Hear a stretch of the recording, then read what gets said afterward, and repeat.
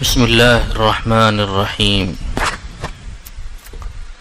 نحمده ونصلی علی رسولہ الکریم اما بعد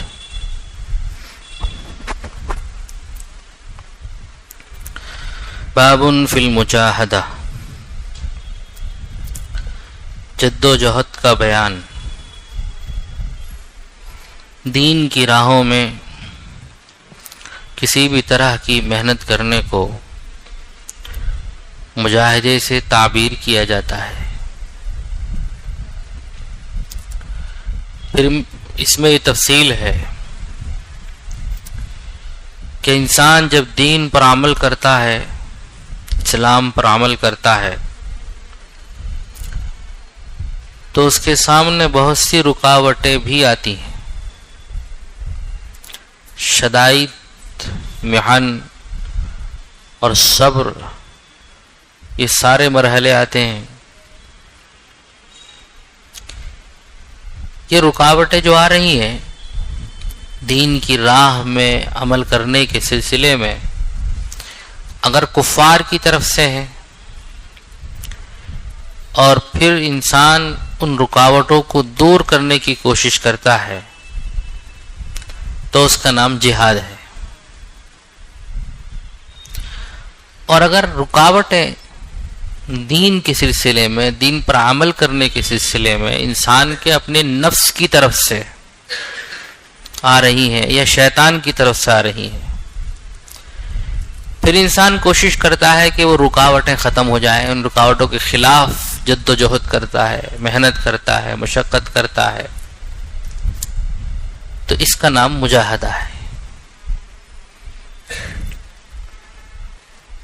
مصنف علیہ الرحمٰن نے قرآن پاک کی ایک آیت پیش کی ہے، والذین جاہدوا فینا لنہدینہم سبلنا وان اللہ لمع المحسنین۔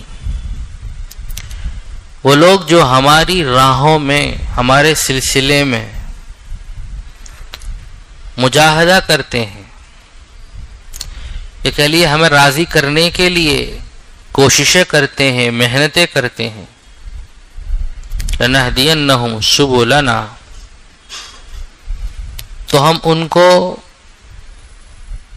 اپنے راستے دکھائیں گے، ضرور بالضرور، یقینی طور پر۔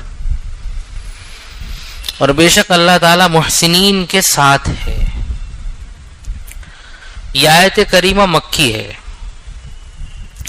اور سب جانتے ہیں کہ مکے میں جہاد کا حکم نہیں آیا تھا، جہاد کا حکم مدینے میں آنے کے بعد آیا تھا، وہ بھی تقریباً 1-1.5 سال گزرنے کے بعد۔ اذن للذین یقاتلون بانہم ظلموا وان اللہ علی نصرہم لقدیر، اس آیت کریمہ کے ذریعے سے اجازت دی گئی کہ اب تمہارے ساتھ جو لوگ قتال کا معاملہ کریں، لڑائی کا معاملہ کریں، دین سے تمہیں روکیں، تو تم ان کے خلاف مسلح جد و جہد کرو ہتھیاروں کے ساتھ۔ اسی کا نام جہاد بھی ہے۔ لیکن مکے میں رہتے ہوئے جہاد کا حکم نہیں تھا۔ مکے میں یہی حکم تھا کہ صبر، عفو، درگزر، معافی، حلم، یہ سبق تھا۔ بعض مرتبہ ظلم جب حد سے زیادہ گزر جاتا تھا، حضرات صحابہ جو مضبوط قسم کے تھے، وہ اللہ کے رسول صلی اللہ علیہ وسلم سے اجازت مانگتے تھے مدافعت کی، ان کے خلاف لڑنے کی، تو آپ صلی اللہ علیہ وسلم منع فرما دیا کرتے تھے، کہتے تھے مجھے اس کا حکم نہیں ملا ہے، مجھے ابھی اس کا حکم ہے کہ صرف عفو درگزر سے کام لیا جائے، برداشت کیا جائے، تحمل کیا جائے، اور جتنا ہو سکے اللہ کی طرف رجوع کیا جائے۔ اس لیے اس آیت کریمہ میں دوسرے معنی ہی مراد ہے، کیونکہ یہ آیت مکی ہے۔ وہ دوسرے معنی کیا ہے؟ انسان دین پر عمل کرتا ہے اور دین پر عمل کرنے کے سلسلے میں اسے رکاوٹوں کا سامنا ہے۔ یہ رکاوٹیں یا تو نفس کی طرف سے ہیں یا یہ رکاوٹیں شیطان کی طرف سے ہیں، لیکن انسان ہے کہ بس ڈٹا ہوا ہے، مضبوطی سے جمع ہوا ہے اعمال پر، اعمال صالحہ پر، ایمان پر، اپنے صحیح عقیدوں پر، اور اس کی مزاج میں کوئی مداہنت نہیں ہے. تو آیت کریمہ میں وعدہ کیا گیا، دو وعدے کیے گئے. ایک وعدہ یہ کیا گیا لَنَهْدِيَنَّهُمْ سُبُلَنَا، ہم اس کے لیے راہیں کھول دیں گے، ہدایت کے راستے کھل جائیں گے اس کے لیے. اور دوسرا وعدہ کیا گیا وَإِنَّ اللَّهَ لَمَعَ الْمُحْسِنِينَ، اللہ کی معیت اس کو حاصل ہو جائے گی. حضرت ابو الدرداء رضی اللہ تعالی عنہ مشہور درجے کے صحابی ہیں. یہ ان صحابہ میں سے ہیں جنہوں نے اپنی زندگی کا مقصد طے کر لیا تھا، اور وہ تھا تعلیم و تعلم، پڑھنا پڑھانا.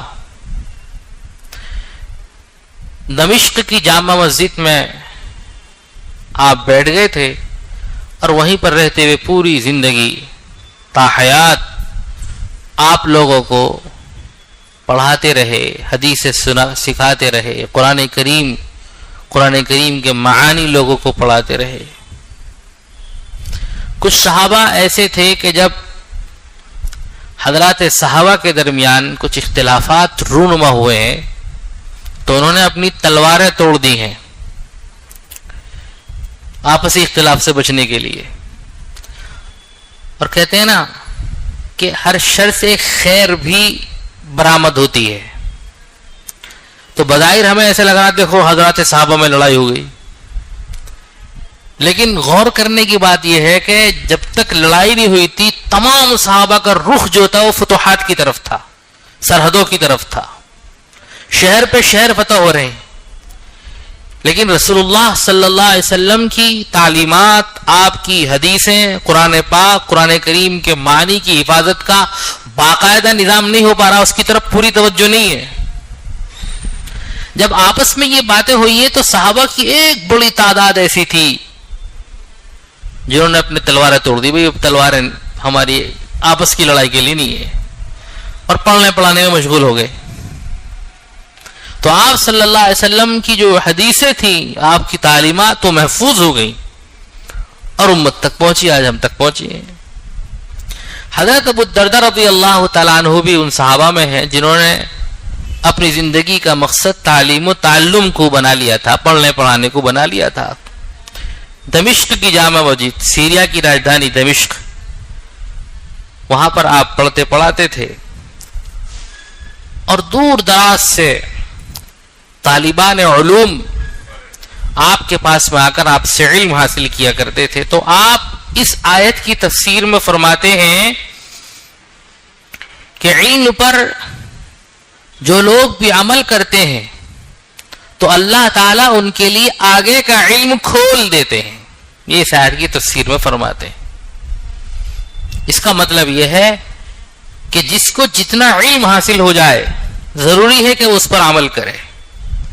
اگر وہ اس پر عمل کرے گا تو پھر آگے کا علم اس کو ملے گا، نہیں تو پھر علم میں برکت نہیں ملے گی.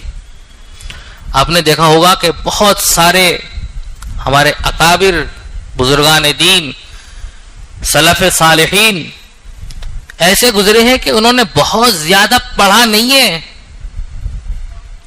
لیکن ان کے پاس علم کا عطا سمندر تھا، جس کو کہتے ہیں بحر ناپیدا کنار، ایسا سمندر جس کا کوئی کنارہ ہی نہیں. علم ان کے پہاڑ وہ لوگ. اس کی مثال حضرت مولانا اشرف علی صاحب تھانوی رحمۃ اللہ علیہ.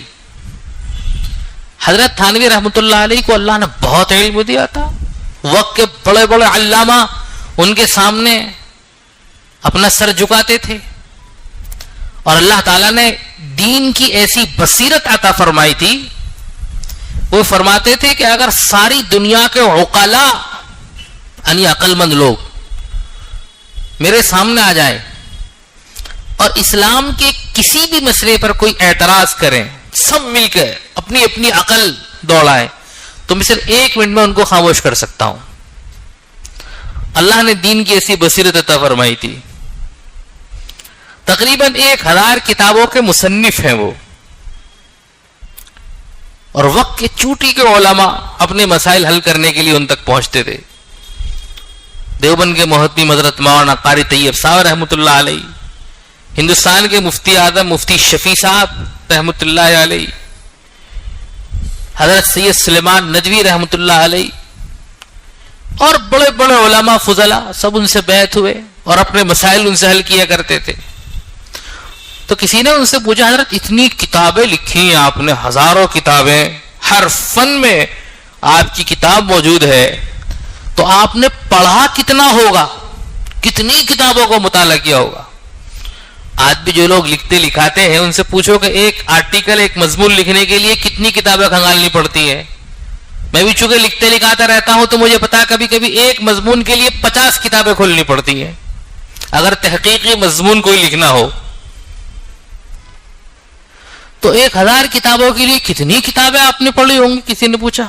حضرت نے فرمایا، بھئی کتابیں تو وہی جو عام طور پر پڑھی جاتی ہیں، میں نے پڑھی ہیں، لیکن بطور خاص 3 کتابیں میرے سامنے رہی ہیں، بطور خاص 3 کتابیں میرے سامنے رہی ہیں۔ پھر انہوں نے 3 کتابیں بتایا، ایک تو میرے استاد محترم حضرت شیخ الہند رحمۃ اللہ علیہ، اور دوسرے میرے شیخ حضرت حاجی امداد اللہ مہاجر مکی، اور تیسرے دوسرے نمبر کے شیخ جنہوں نے پوری اصلاح کی ہے، حضرت گنگوہی رحمۃ اللہ علیہ۔ یہ 3 کتابیں میرے سامنے رہی ہیں۔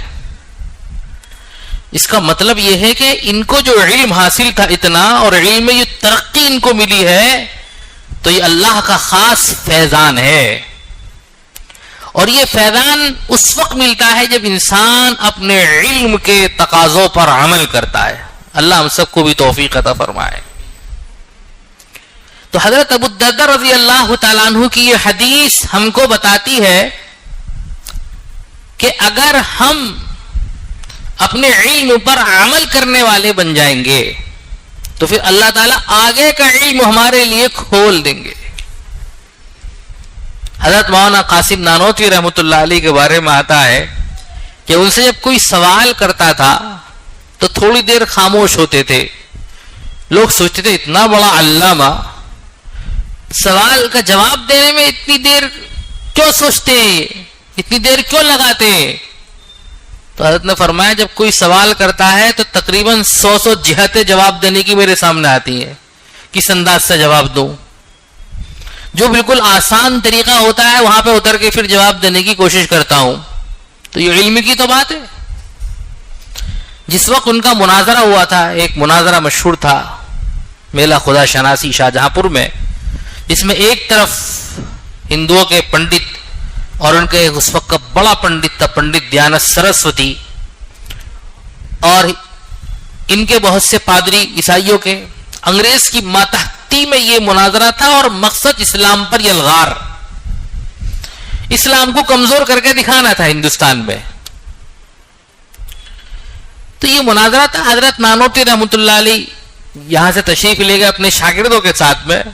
مناظرہ کا مطلب گفتگو ہوتی ہے مذہبی، وہ اپنے مذہب کی حقانیت پر بات کرتے ہیں، ہم اپنی مذہب کی حقانیت پر بات کرتے ہیں، دلیلیں پیش کی جاتی ہیں، اس کو مناظرہ بولتے ہیں۔ آج کل یہ مناظرے والا ماحول ختم ہو گیا، اب تو لوگ مناظرے سے لڑائی پہ آ جاتے ہیں، بحث بازی پہ آ جاتے ہیں۔ بلکہ وہ آپ نے مثال سنی ہوگی نا، مرغے کی ایک ٹانگ، اب اس پر آ گئے ہیں لوگ۔ مرغے کی ایک ٹانگ کا قصہ سنا ہے؟ ایک نواب صاحب تھے، نواب صاحب کی عادت تھی روزانہ ایک مرغ کھایا کرتے تھے، وہ ایک مرغی۔ اب جو بورچی تھا ان کا، کک جو تھا، اس کو کچھ بچتا نہیں تھا۔ کوکو کی عادت ہوتی ہے کہ وہ اپنا خرچ نہیں کرنا چاہتے، بس جو سانپ سے بچ جائے بس وہی اسی میں کام چلائیں گے۔ لیکن یہاں دیکھ رہا تھا کہ نواب صاحب کو یہ پوری مرغی بناتا ہے اور نواب صاحب پوری مرغی صاف کر جاتے ہیں، اس سے کچھ نہیں بچتا۔ تو یہ بہت پریشان ہوا. عربی میں اس کو طباخ بولتے ہیں, باورچی, طباخ. تو یہ جو کھانا بنانے والا کک ہے, باورچی ہے, اس نے سوچا بھائی کیوں نہ کبھی نواب صاحب سے پہلے ہی کام کر لیا جائے. اس نے نواب صاحب کی مرغی بنائی, اور مرغی بنا کے اس کی ایک ٹانگ پکاتے پکاتے کھا لی. نواب صاحب کے سامنے جب یہ مرغی پہنچی ہے تو اس میں ایک ٹانگ نہیں تھی. نواب صاحب نے پوچھا بھائی مرغی کی دوسری ٹانگ کہاں ہے؟ صاحب وہ مرغی ایک ہی ٹانگ کی تھی. لگا رہے ایسا بھی ہوتا ہے کیا؟ مرغی ایک ٹانگ کی بھی ہوتی؟ نہیں صاحب کی مرغی ایک ہی ٹانگ کی تھی. اچھا ذرا مجھے دکھانا کبھی. کہاں حضرت دکھاؤں گا میں. تو ایک دو دن بعد نواب صاحب جا رہے تھے بگی پہ بیٹھ کے, گھوڑا گاڑی جو ہوتی ہے, کک بھی ساتھ میں تھا. اتفاق سے آپ نے دیکھا ہوگا سردیوں میں مرغیاں کوڑیوں پر کھڑی ہو جاتی ہیں جہاں کچرا ہوتا ہے, اور ایک ٹانگ اوپر کر کے کھڑی ہوتی ہے وہ. تو وہاں پر کچھ مرغی ایک ٹانگ اوپر کر کے کھڑی ہوتی تھی. تو اس نے کہا نہیں نواب صاحب ذرا بگی رکوائیے.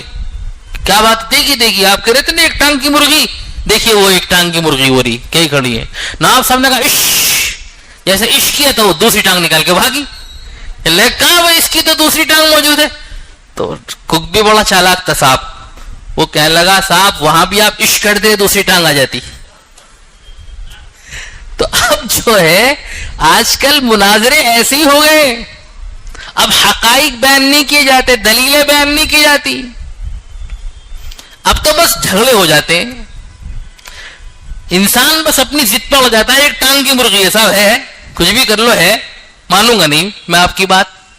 اس لیے اکبر الہ آبادی نے کہا تھا مذہبی بحث میں نے کی ہی نہیں, فالتو عقل مجھ میں تھی ہی نہیں. اکبر الہ آبادی نے کہا, بہت اونچے شاعر ہیں وہ, مذہبی بحث میں نے کی نہیں, فالتو عقل مجھ میں تھی نہیں. نہیں پڑھنا چاہیے. اپنے اکابر اسلاف سے, اپنے علماء سے جن کے علم اور تقوی پر آپ کو اعتماد ہو, ان سے پوچھیے آپ. فاسألوا اہل الذکر ان کنتم لا تعلمون. انگریز نے یہاں رہتے ہوئے جہاں اس امت کو کئی بڑے نقصانات پہنچائے, ایک بڑا نقصان اس نے یہ بھی پہنچایا کہ امت کے عوام کو علماء سے دور کیا ہے. بہت بڑا نقصان. اس نے دیکھا کہ یہ امت اپنے علماء کے پیچھے اس طرح سے حیران و سرگرداں ہے کہ اگر ان کا کوئی ایک مولوی فتویٰ دیتا ہے انگریزوں کے خلاف تو یہ امت گردن کٹانے کے لیے تیار ہو جاتی ہے. تو ایسے کام کرو کہ یہ امت جو ہے علماء سے دور ہو جائے. علماء سے دور ہو جائے گی تو دین خود بخود بھول جائے گی. تو اس نے ایسی بہت سی کوششیں کی ہیں. تو کوشش کا اثر آج بھی چل رہا ہے, آج بھی چل رہا ہے. ہم جلدی سے علماء کے قریب ہونے کو تیار نہیں ہیں, حالانکہ قرآن کہتا ہے فَاسْأَلُوا أَهْلَ الذِّكْرِ إِن كُنتُمْ لَا تَعْلَمُونَ. اگر تمہیں علم نہیں ہے تو اہل علم سے جا کر معلوم کرو, سوالات کرو, اس سے تمہارے علم میں اضافہ ہوگا. تو حضرت ابو الدرداء رضی اللہ تعالیٰ عنہ اس آیت کی تفسیر میں فرماتے ہیں کہ اللہ یہ کہنا چاہتے ہیں کہ اللہ نے تمہیں جو علم دیا ہے اگر تم اس پر عمل کرتے رہو گے تو اللہ آگے کا علم کھولیں گے, ترقی دیں گے. حضرت نانوتوی کی بات بتا رہا تھا میں کہ کتابیں انہوں نے بھی وہی پڑھی تھی, لیکن جس وقت میلہ خدا شناسی کے اندر وہ بیان فرما رہے تھے اور مقابلہ کئی طرف سے تھا, ادھر سے دیانت سرسوتی بھی اسلام کے خلاف بات کرتا تھا اور ادھر پادری لوگ بھی اسلام کے خلاف بات کر رہے ہیں. حضرت اپنی اسلام کی حقانیت کو بیان کر رہے ہیں اور اس میلہ خدا شناسی نے پورے ہندوستان میں ثابت کر دیا کہ اسلامی مذہب برحق ہے. اور انگریز نے اس کا انتقام یہ لیا کہ ان حضرات کو اپنی جان بچانا مشکل ہو گئی, اس لیے ان میں سے کئی حضرات کو ہجرت کرنی پڑی ہندوستان سے. تو اس میں ایک بہت بڑا پنڈت تھا, جب حضرت کی تقریر ہوتی تھی تو یوں کہتا تھا کہ جب یہ قاسم نانوتوی بولتا ہے نا تو ایسا لگتا ہے کہ اس کے اندر علم کی دیوی آ گئی ہے, علم کی دیوی آ گئی ہے اور وہ دیوی اس کے اندر بول رہی ہے. تو قاسم نانوتوی رحمۃ اللہ علیہ کے پاس جو ایسا علم ہے, اشرف علی تھانوی علیہ رحمہ کے پاس جو اتنا علم ہے, ہمارے اکابر و اسلاف کے پاس جو علم ہے, آپ اندازہ لگائیں کہ اس علم میں ایک بڑا اثر اور دخل ان کے علم پر عمل کرنے کی برکت کا ہے. علم پر عمل ہوگا اس کی برکتیں الگ نظر آئیں گی. امام شافعی رحمۃ اللہ علیہ نے اپنے استاد محترم سے پوچھا شکوت الی وکیع سوء حفظی فاوصانی الی ترک المعاصی فإن العلم نور من الہی ونور اللہ لا یعطى لعاصی. حضرت امام شافعی رحمۃ اللہ علیہ فرماتے ہیں کہ میں نے اپنے استاد محترم سے ایک شکایت کی اور میں نے ان سے عرض کیا کہ حضرت مجھے علم محفوظ نہیں رہتا اور میرا حافظہ کمزور ہے، باتیں مجھے یاد نہیں رہتی، کیا کروں میں؟ کیسے میرا حافظہ مضبوط ہو جائے، میری میموری مضبوط ہو جائے، مجھے باتیں اور سبق یاد رہنے لگے، کیا کرنا چاہیے؟ فاوصانی الی ترک المعاصی. ان کے استاد تحت وکیع بن الجراح رحمہ اللہ، بڑے درجے کے محدث، تو اتنے بڑے درجے کے محدث ہیں، وہ کہتے پڑھو لکھو محنت کرو. نہیں، انہوں نے کہا فاوصانی الی ترک المعاصی، گناہ چھوڑ دو، چھوٹا ہو یا بڑا، گناہ چھوڑ دو، چھوٹا ہو یا بڑا. فإن العلم نور من الہی، فرمایا علم جو ہے یہ اللہ کا نور ہے. ونور اللہ لا یعطى لعاصی، اور اللہ کا نور گنہگاروں کو نہیں دیا جاتا. تو حضرت ابو الدرداء رضی اللہ تعالیٰ عنہ کی حدیث ہمیشہ سامنے رہنی چاہیے کہ ہم لوگ جو بھی علم ہمیں حاصل ہو جائے اس پر عمل شروع کر دیں تو آگے کا علم اللہ پاک اپنے فضل سے ہمیں عطا فرمائیں گے، جس کے آیت کریمہ میں وعدہ کیا گیا ہے لَنَهْدِيَنَّهُمْ سُبُلَنَا. ایک بڑے صوفی ہیں حضرت جنید بغدادی رحمہ اللہ، انہوں نے اس کے ایک دوسرے معنی بیان فرمائے. جنید بغدادی کے بارے میں آپ جانتے ہوں گے، صوفیوں کی کوئی محفل اور ان کی کوئی کتاب ایسی نہیں جس میں ان کا ذکر نہ ملتا ہو. اللہ تعالیٰ کے ایک خاص فضل کی بنیاد پر ان کو ولایت کا مقام ملا تھا. یہ پہلے شاہی پہلوان تھے اور دنگل کیا کرتے تھے، کشتی کرتے تھے. اس وقت میں مقابلے ہوتے تھے، بادشاہوں کے سامنے ہی مقابلے ہوتے تھے. تو جیسے آج بھی بہت سی جگہ سرکاری پہلوان ہوتے ہیں، سرکاری وکیل ہوتے ہیں، تو یہ سرکاری پہلوان تھے جس کو شاہی پہلوان کہا جاتا تھا. بادشاہ کی طرف سے خطاب بھی ملا تھا شاہی پہلوان کا.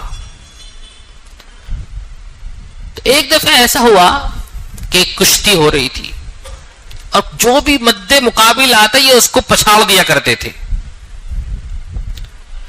اچانک ایک طرف سے آواز آئی کہ جنید کا مقابلہ میں کروں گا اور میں پچھاڑ کر دکھاؤں گا. لوگوں نے شور مچا رہے، واہ واہ کون ہے بھائی، آؤ آؤ میدان میں آؤ، ہم بھی دیکھیں گے جنید کو کون پچھاڑے گا.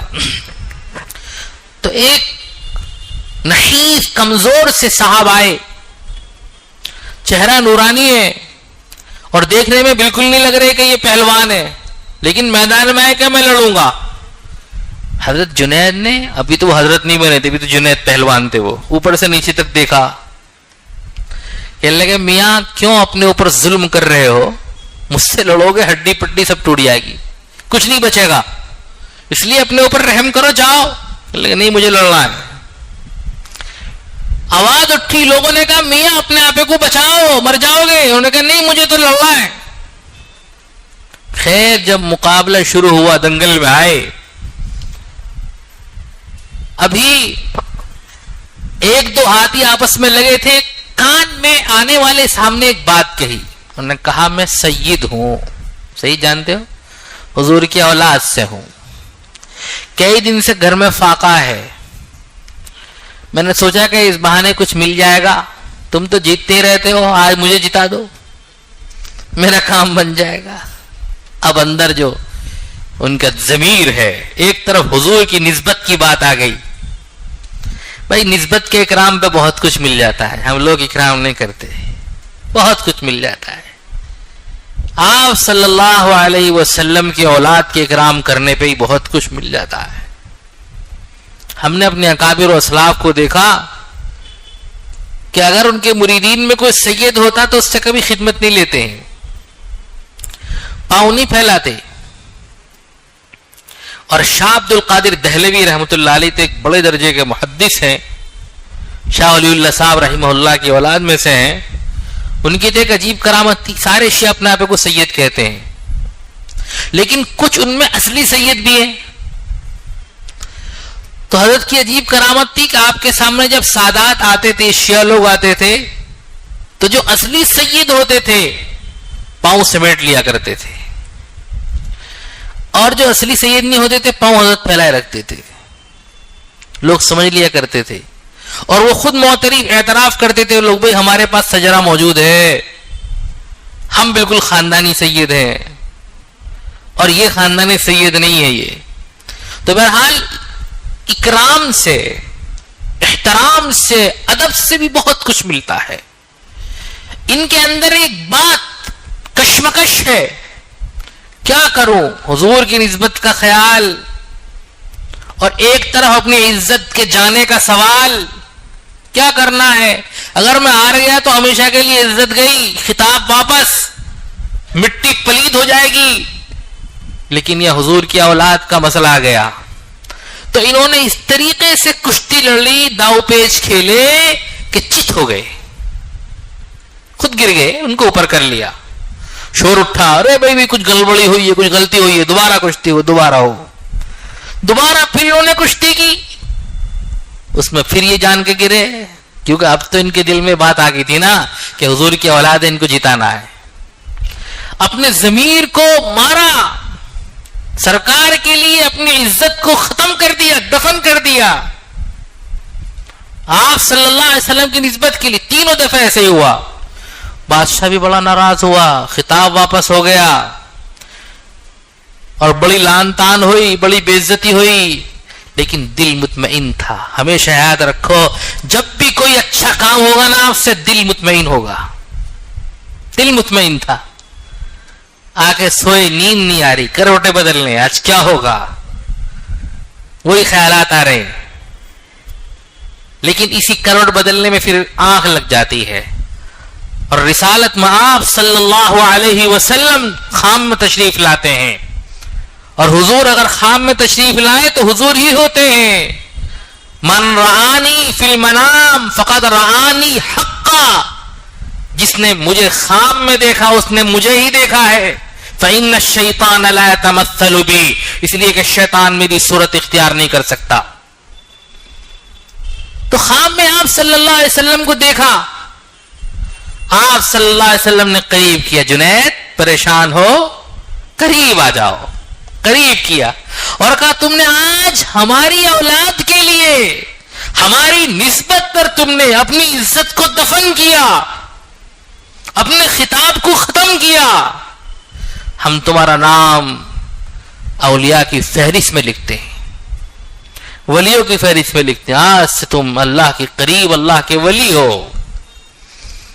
چنانچہ جب صبح کو اٹھے تو دل روشن ہو چکا تھا، اللہ کی طرف پورا رجوع تھا. سب کچھ چھوڑ چھاڑ کر بزرگان دین کی خدمت میں لگ گئے، علماء کی دین کی خدمت میں لگ گئے، اور پڑھتے رہے، سیکھتے رہے، معرفت حاصل کرتے رہے، اور اللہ نے پھر بہت بڑا ولی بنایا. آج کوئی کتاب ایسی نہیں ہے جس میں ان کا تذکرہ نہ ہوتا ہو.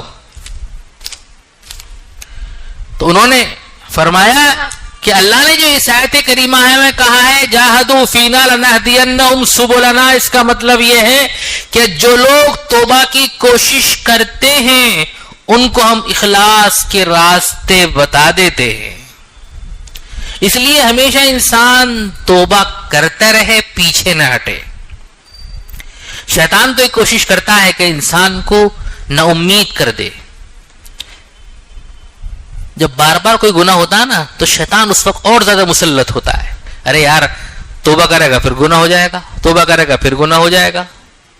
اللہ والے کہتے ہیں کہ 100 دفعے بھی اگر توبہ کرنی پڑے تو پیچھے نہ ہٹو.